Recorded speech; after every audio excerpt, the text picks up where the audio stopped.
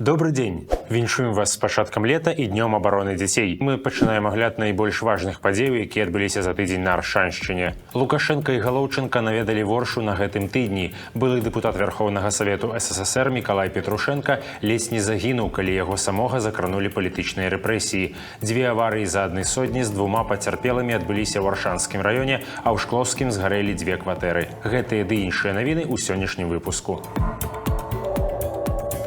На гэтым тыдні ў Воршу зачасцілі чыноўнікі. У сераду наш горад наведаў Лукашенка. Яго прымалі на заводзе «Лягмаш», які ў сакавіку стаў цалкам дзяржаўным.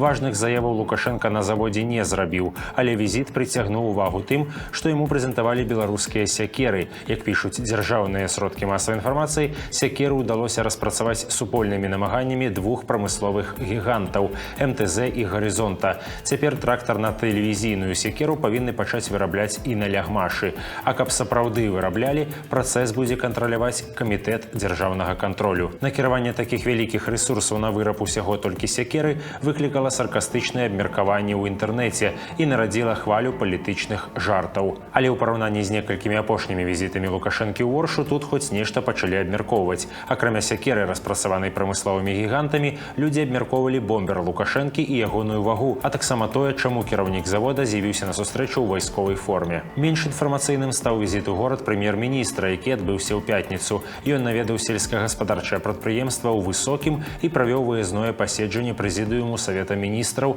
у райвыканкаме. Візіт не выклікаў хоць нейкага рэзанансу, але на наш погляд заслугоўвае ўвагі. Справа ў тым, што ў райвыканкаме ў чарговы раз, як мінімум пяты, падводзілі вынікі так званай праграмы пад'ёму Аршаншчыны з руінаў і попелу. Пра гэтую праграму загаварылі ў 2017 годзе. Агульны яе бюджэт невядомы, бо фінансаванне ішло з розных крыніцаў, але некалькі разоў гучала сума ў $1 мільярд, якія мусілі пайсці ў развіццё раёну. Больш за тое чакалася, што дзякуючы праграме раён стане рэгіёнам апераджальнага росту, і потым аршанскі досвед мусіў распаўсюдзіцца на іншыя рэгіёны. У Баранавічах ужо нават пачалі ствараць нешта падобнае, але вынік атрымаўся слабым. Пра апераджальны рост гаварыць перасталі бліжэй да сканчэння праграмы. Іншыя рэгіёны такіх жа праграмаў не дачакаліся. А «Беларусь сегодня», газета адміністрацыі Лукашэнкі, па сканчэнні праграмы напісала, што большасць лічбавых эканамічных паказнікаў не былі выкананыя.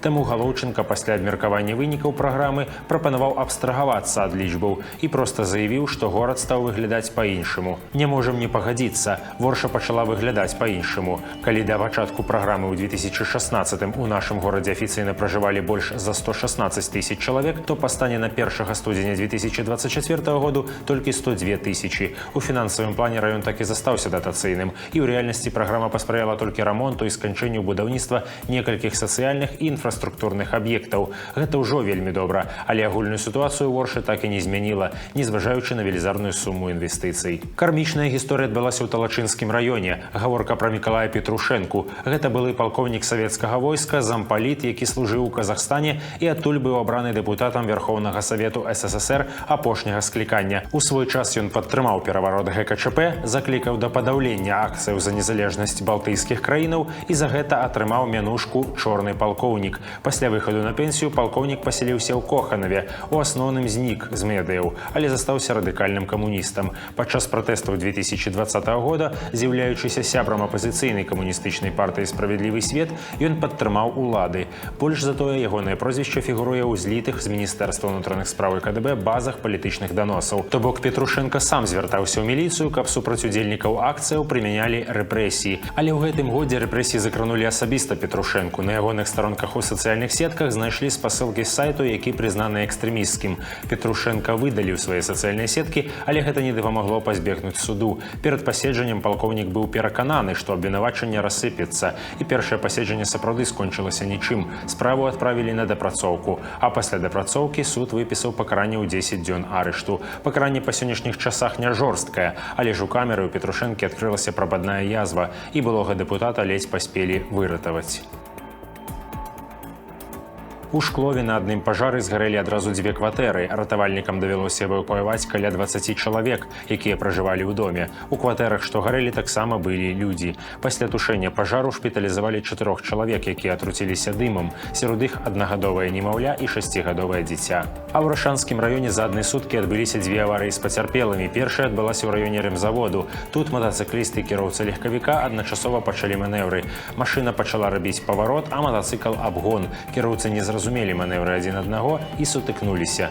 У выніку матацыкліст апынуўся ў лякарні. Другая аварыя адбылася ў вёсцы Барань. Малады кіроўца не справіўся з кіраваннем на кепскай вясковай дарозе і вылецеў з яе. Машына перакулілася і з-за гэтага пацярпеў 16гадовы пасажыр. Адбыліся ў нашым рэгіёне і іншыя падзеі. Напрыклад, у Баране ад вернай гібелі выратавалі лебедзя. Аршанскі мясакамбінат у якасці гуманітарнай дапамогі накіраваў сваю тушонку ў Зімбабве, а п'яныя 16гадовыя падлеткі нанеслі аўтамабілістам шкоды на 10 000 рублёў. Гэтыя ды іншыя навіны ў тэкставым варыянце вы можаце прачытаць на сайце УРШЭУ. Нагадаем, што сайт заблакаваны на тэрыторыі Беларусі і варта карыстацца сервісамі VPN. Або звярнуцца да нашых старонак у сацыяльных сетках. Іх спіс у апісанні пад гэтым відэа. Мы будзем удзячныя вам за падабайкі і каментары пад гэтым выпускам. Дзякуючы ім мы працягваем працаваць. Да новых сустрэч!